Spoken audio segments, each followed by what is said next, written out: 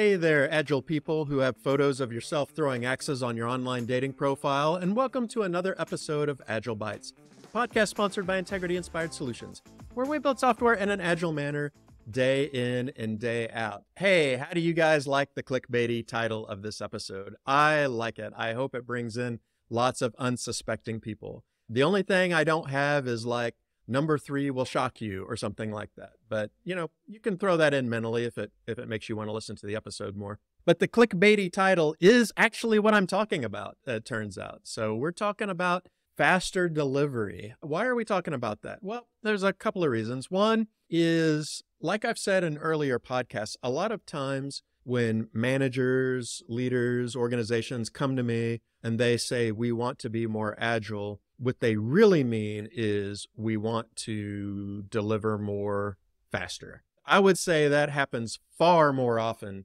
than an organization really wanting to be more responsive to conditions on the ground.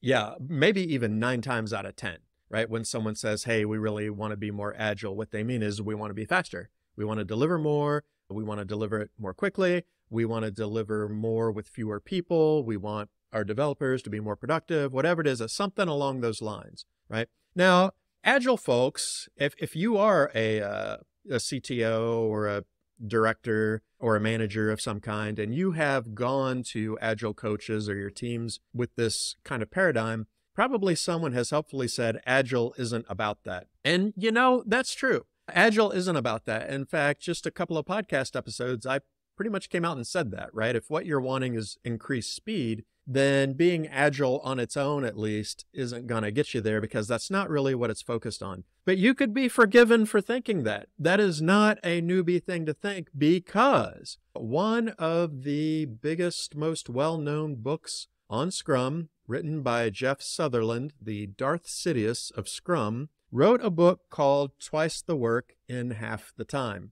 And this was supposed to be the selling point of Scrum, is you could get twice as much work done in half of the time, which I guess means 4 times as much of the work in the same time frame, which maybe would have made more sense as a title. I don't know. I don't know what a better marketing title is. But the thing is, when you start marketing Scrum or other, quote unquote, agile frameworks in that way, well, of course, that's what people are going to think, right? If I become agile, I'll become faster. What's more, as teams do grow in their agility, they do tend to become faster for all kinds of reasons, right? One of which is if you want to increase your responsiveness, well, then you got to shorten your feedback loops. How do you shorten your feedback loops? Well, you get things in front of people faster, right? You optimize your CI/CD pipeline. You start doing things to get things in front of people faster and get feedback faster, which often by implication ends up with faster delivery. But rightly so, Agile doesn't focus on those things. In today's episode, if you are a manager or a CTO, or you are some kind of director of development, director of engineering, team lead, manager, whatever, and you have thought, I would really like for our software development efforts to be going faster. I would like to be producing more quickly. This episode is for you. We are going to talk about the things that will influence the speed at which you deliver. Because here's the thing, it's not wrong to want to go fast. I feel like sometimes in the Agile community, we just castigate management for wanting to go faster. There's nothing wrong with that. In fact, as Agile folks who want to get feedback sooner, going faster is a huge help. It's not wrong to want that. What is wrong is when speed becomes the goal, right? The ultimate goal is to do more stuff more quickly. Because if you're not doing the right stuff, then you've just increased the rate at which you produce garbage, right? Or the rate at which you are delivering things that have no value, right? So just delivering fast on its own is not good. In fact, it could make the situation worse, right? So you want to be building the right thing, but assuming that you're oriented in that direction toward building the right thing, got your feedback loops in place, you're taking it seriously, then yeah, increasing your speed is actually good. It's a good thing to want. So the first thing that I want to get across is if you are wanting to increase your development team's speed, one truth that you have to grapple with is the more things you have in progress, the slower each individual thing becomes. Let me say that again. The more things you have in progress, or the more things you've started that aren't done yet, the more of those things you have, then the slower each individual thing becomes. Now, if you're interested in the math behind that statement, then you want to look at something called Little's Law. I've done some podcast episodes on Little's Law before. You can easily do a search for Little's Law in software development, and you can read all about it. There are certain assumptions behind it and that sort of thing. But the upshot of it is there's a mathematical relationship between how much stuff you've got at once, how fast your team can burn through that stuff, and how long each individual item takes. Okay, think about this. Let's say I come to you. Let's say I'm an officer above you, or if you're at the top of the chain, I'm on the board, right? I'm a shareholder or something like that. And I come into your office and I say, look, disaster has struck. In the absence of data, the other managers have just started laying people off left and right because they think a catastrophe is about to happen. I know it's not, but we got to put these metrics in some form that they will understand so we can turn this ship around.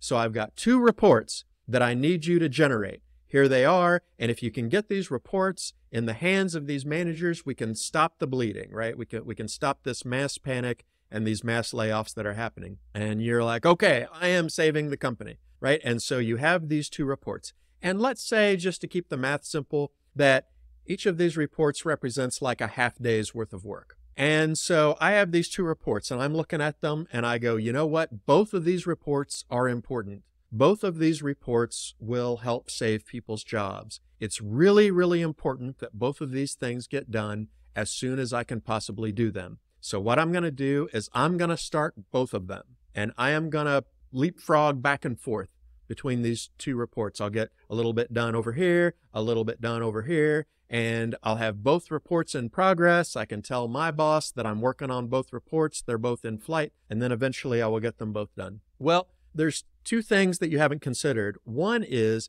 there's going to be some time overhead in switching back and forth between those 2 things, right? So I get some done in one report. I'm focused on it. I'm locked down. I come over to the other report and I got to figure out where I was, like where did I leave off? Where was I going with this? What was I trying to do? Oh yeah. And then now I'm back in the flow on that report.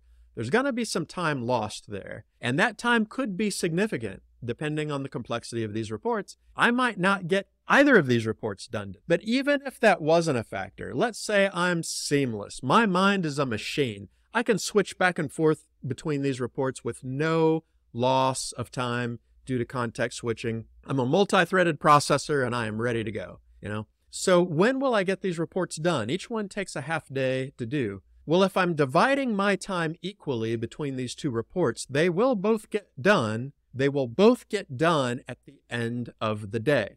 We will go a whole day before I can get these reports into anybody's hands. And hopefully that's soon enough, right? But let's say I do this differently. Let's say I go, I know that both of these reports are important. I know that both of them have to get done. And I know it's important to get them done as quickly as possible. So instead, I'm going to work on one report until it's done, and then I'll switch over to the other report and I'll work on that until it's done. Well, a couple of magical things happen when you organize the workflow like this. One is that all that context switching time is gone because we're not context switching. We're not losing any time to recover where I was, to figure out what I'm doing in the new context. But the other thing is both reports will still get done at the end of the day, but the first report will be ready by lunchtime. That's the difference, right? So now I have this valuable report, this job-saving report that I can get into management's hands. They can be reviewing it, learning from it, discussing it, while I'm getting the other report done, which will get done at the end of the day. So you see, even if we take out all the inefficiency of working on multiple things at once, it's still all about the time to deliver that value, right? Every new item I start slows down every other item that I have in progress because now I have to divert resources to whatever that thing is. And that's the thing, right? Like we all get into this. We have stakeholders asking for things, and we have these projects or these initiatives in front of us. And we're like, all of these are important, right? And everybody wants all of these yesterday. And the temptation we have is to start them all, right? If it's important, we got to start on it. I want to tell this stakeholder we started on this project, and I want to tell this other stakeholder that we got going on this project and it's underway. Every time you do that, you have slowed down those projects. You have delayed the delivery of value to those stakeholders who want it the most. You got to have an instinct of, instead of let's start as many things as we can and start making progress, you need to fight that. What you need to do is start things and finish them, right?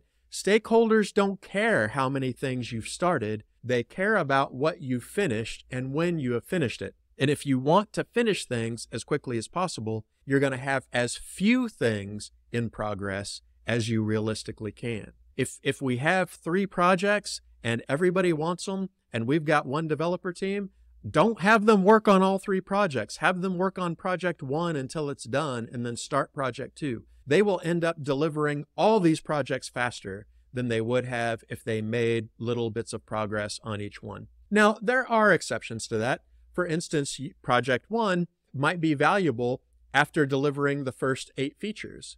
So you get that value out the door, and then you leave that, and then you start project 2 and deliver some value there. Then you might have a case, right? Because you have gotten something valuable into someone's hands. But I hope you understand the principle, right? The more things you have in flight that aren't finished, the slower everything gets. You know this from your own personal life. It applies with organizational workflow as well. I remember one of our clients, we were going over their board, all the things that they had in flight, and one of the developers said, "Hey, I just noticed we have more active projects than we have actual developers." Imagine that statement, right? Not even saying we have more, user stories in progress than developers or more Jira tickets or whatever. We have more projects than we have developers in progress. Can you imagine? That means there's a handful of projects out there that people are waiting on and nobody is touching them because there's not enough developers, right? How do you get into that situation? It's because you start things. Okay? We want to start. We want to get started. We want to get rolling on that important project. But the way you finish things quickly is to start as few items as possible, optimize for finishing. So there's a couple of ways to do this. Usually the first and most radical thing for people who are just kind of starting out on this journey is to start things at the same rate that you finish things. Okay. So wait until your team gets stuff done before starting new work. I don't care if a developer, is free or something like that. That does not matter. Look at how many things you've got going. Don't start a new thing until something gets done. So start focusing on that. Start equalizing your departure rate with your arrival rate. That'll do wonderful things for your predictability too. But one thing it'll do is it'll make sure that your system isn't slowing things down by introducing new things at a rate faster than your team can actually finish them, and thus slowing down all items. Now, that's a good start. The real ninja move is figuring out where the slowest link of the chain is and matching your rate to that. Okay? Figure out what takes the longest, what requires the most specific skill set, what is the most labor-intensive piece, what is the thing in the chain of delivery that takes the longest. There's no reason to start things faster than that specific segment can handle, at least today, right? Now, you may want to focus on improving the speed of that segment, and that may be a very wise decision because your whole system's going to benefit from that, right? We call that identifying the constraint and then improving the constraint. But if your delivery rate matches to that, then you are never going to be adding artificial time to the delivery of your items. Again, that's a little bit more ninja. It's a little bit more radical. Sometimes you end up with employees not actively working on feature delivery, and sometimes that gives people the heebie-jeebies for some reason. I don't know why, but that's where you want to go. So start by equalizing your start and your finish rate, and then give some thought to, hey, what's our biggest constraint here? What's the part that takes the most time? And then kind of optimize around that. So that's one thing. Lower the amount of items you have in progress. The second thing I want you to think about is putting as many people as you can on the same item. It's kind of an application of the first principle if you think about it, right? Why would I want to slow down my highest priority item just so I can have started a lower priority item? Doesn't make sense, right? If the thing at the top of your list is the highest priority for your team to deliver, why would I not put as much firepower behind that as I could? What am I getting by redistributing my firepower amongst lower priority items? Why would I slow down the first thing just so I could say that we've got more items in flight, right? Those items aren't as important as this one. So you want to put as many people on it as you can. And then if you have people who could still be doing some work and it makes sense to do so, then you might think about pulling in that second item and putting as many people on that as you can. And as people on the first item get done with their pieces, they should roll on to the other thing that's in progress. They should not start something new, right? Until that item has as many people as you can put on it, right? And then again, you start having overflow. Then that's the time that you might start thinking about pulling a new item potentially, right? We always want to put people on things that are in progress if we can. We want to get things across the finish line. We want to optimize for completion. Now, how do you do this? How do you accomplish this?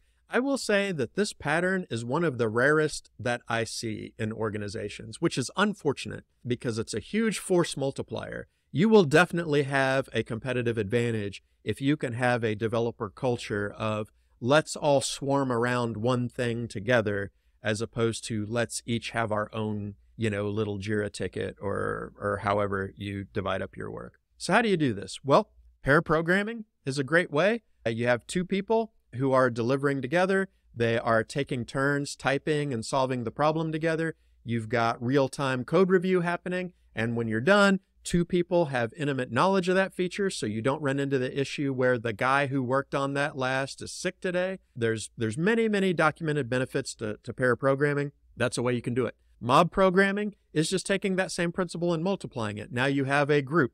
Could be the whole dev team, could be just a larger group of people than two. You can kind of figure out what works for you, but that's the same thing. But another thing you can do, and by the way, pair programming and mob programming is incredibly valuable. I know that a lot of times managers kind of have acid reflux about the thought of having two developers on the same thing when you could have each of those developers on a separate thing.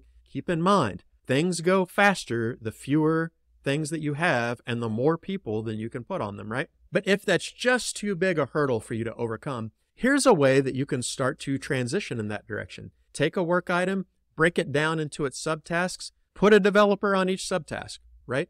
So most features that we develop, there's a UI piece to it. There may be an API endpoint. There's usually middle tier logic. There's some stuff you got to do in database, some persistence code to write. There's going to be varying levels of automated tests, integration tests, unit tests that people can write together or, write alongside of one another. There's usually all kinds of things that go into a piece being developed, and there's no reason why multiple people can't be working on the same thing. Now they have to talk, right? They have to collaborate. If your team is completely asynchronous, you might have a hard time doing this, but assuming that your team can talk to each other on a regular basis, this is great. If you're building the UI and you need to consume JSON from an API endpoint, and I'm building that endpoint at the same time, and we are collaborating on what that contract needs to look like, we're going to get both those things out the door much faster than if one person is doing those things in sequence. And then we got somebody else in parallel building our database tables, another person building the domain entities and how they interact, another person building the controller. We can be doing all these things at the exact same time, and we will get that card out the door super fast because 5 of us are working on it at once, as opposed to one person doing all those things while other developers roll on to other lower priority cards. So think about that. Put as many people as you can on the same work item. Another key principle: make the aging of a work item a priority when you think about who's working on what. Don't think that just because someone starts working on a work item that they have to stay on that forever, right? This is especially important when we think about work item aging, because if there's an item that's been in progress for 27 days and another item that's been in progress for 2, then the first question I need to ask is there anything I can do to get that 27-day item out the door? Is there any way I can help? Now, the answer may be no. It may be that it's maxed out, it's just taking as long as it takes, and it happens to be 27 days. But if there is something you could do, it is much more valuable for you to work on that 27-day item than to work on that 2-day item. So if you start looking at work item aging and you start planning who's working on what and what the team should focus on around age, a whole lot of efficiency problems are going to start vanishing on their own automatically from your system just by paying attention to that one metric. And just about any tool you use will show you how long a card has been in flight, right? Or if it doesn't, you can easily keep track of that yourself. So paying attention to work item age is the solution to so many systemic ills. It will focus you on finishing. And if the team is empowered to do whatever they need to do to get that thing across the finish line, you're going to see speed increases, guarantee it. And your predictability will also start to go up. All your metrics will start to look better if you start paying attention to work item aging and prioritizing that. Even if it's aging because of a blocker, maybe even especially if it's aging because of a blocker. Well, the only reason this has been going on for 20 days is we've had to wait for an answer from marketing. Go get the answer from marketing. What are you doing? Go sit outside marketing's cubicle until they show up and get that answer. That's going to be so much more valuable than you starting a new card for sure, right? So focusing on aging and letting that drive your tactical behavior is also going to increase your speed. The last thing that I want to share with you is looking at wait time and eliminating it. What I mean by that is if you look at the life cycle of a deliverable from idea to delivery, it has to pass through several stages, right? And sometimes, depending on how big you are and how you're organized, maybe even different groups of people, right? As it goes through. As it goes through, as it makes these transitions, many times a work item will spend a little bit of time waiting for the next stage to pick it up, right? Whether it's a person, a team, right? Maybe you've got a quality engineering team and development gets done with a thing, but quality engineering is busy with something else, so that thing has to sit there and wait for them to pick it up. Maybe it's a systems issue, right? Where you need to deploy something to a server for this next stage of transformation to happen, and it's waiting to get deployed, right? So this wait time can come from all kinds of things, but a lot of times we don't really look at it. A lot of times we don't measure it. And if you did measure it, I think you might find that most of your work items have a significant amount of days where nothing is happening for whatever reason. And if you could attack that, if you could reduce that time, you would increase your delivery time for free. We find this all the time when we're working with organizations. We'll take a look at a work item from start to finish, and maybe it took 13 days. But come to find out that 6 of those days, it was sitting waiting for the next person to pick it up,